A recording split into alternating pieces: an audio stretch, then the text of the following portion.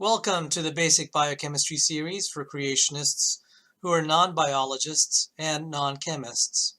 In today's episode, I'll be using aspects of the collagen protein to introduce the topic of protein primary structure. So what is collagen? It's a protein talked about in the beauty industry. Here's a picture of a dietary beauty product that promises to make you more beautiful if you take it. It sounds like a magic beauty pill, doesn't it? It claims to make you more beautiful by building up your collagen. So what is collagen? Well, here is a colored scanning electron microscopy photo of collagen fibers in skin. Collagen is a protein that is a big part of your skin, tendons, ligaments, etc. According to Wiki, 25 to 35% of the proteins in your body are collagen. Aging does cause some damage to the way collagen is organized in the skin, as shown in this diagram. So it's understandable if one can improve the collagen organization in one's skin, one might become prettier. That said, there's no guarantee the product shown here, which by the way retails at Walgreens for about $20, will actually work. One of the more entertaining aspects of taking a formal biochemistry course in university is hearing professors make derogatory remarks about all the dietary products that are supposed to make you healthier and more beautiful. So with respect to this product, caveat emptor. That said, collagen is a real protein. Here again is the colored scanning electron microscopy photo of collagen fibers in skin. Let me represent conceptually the collagen molecule like a necklace of beads where each bead is something known as an amino acid. Also, let me briefly show you a list of the names of standard amino acids. I'm not going to insist you memorize that list, nor will I insist you memorize their chemical diagrams, because after all, this course series is for non-chemists and non-biologists. However, if one studies biochemistry in university, it's customary for professors to have students memorize the chemical diagrams and be able to redraw them on exams.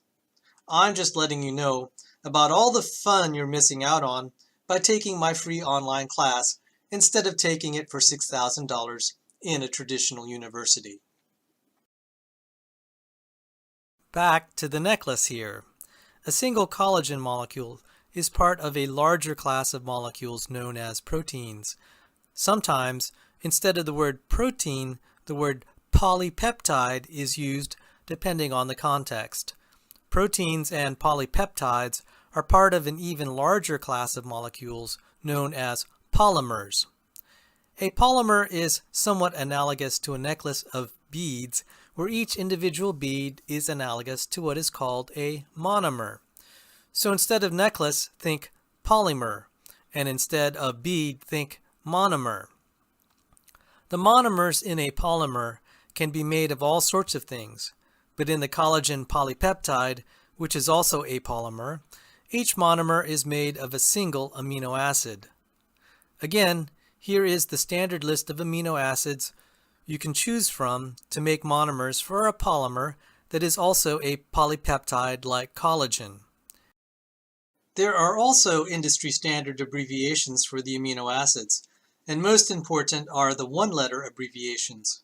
Again, I'm not going to insist anyone memorize the list, especially since most evolutionary biologists I've encountered no longer remember this list off the top of their head. Although, if you were studying biochemistry in university, some professors would require students to memorize this list and state it on exams. I often say, biochemistry is memorization. Here is a typical representation of the sequence of the amino acids in a segment found in collagen. I'm only showing a small segment of the collagen polypeptide for simplicity. For convenience, I'll put the list of abbreviations below for reference. Let me read off a few of the amino acids from this representation, starting from the left. Proline, glycine, glutamic acid, sometimes called glutamate, arginine, glycine, proline, glycine, proline, glutamine, etc.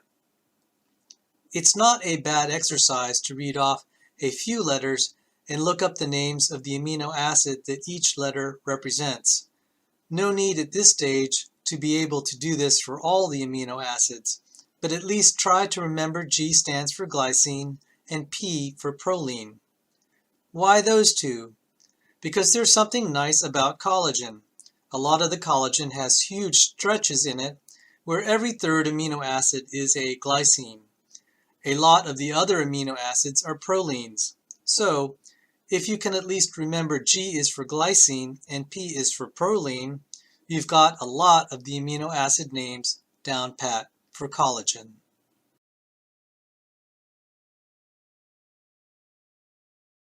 This is an example of a listing of all the amino acids in a collagen polypeptide known as collagen 1 alpha 1 chain. This listing format is known as the FASTA format. Since polypeptides are usually very long molecules, the listing of their amino acids have to wrap around the page just like a paragraph of letters.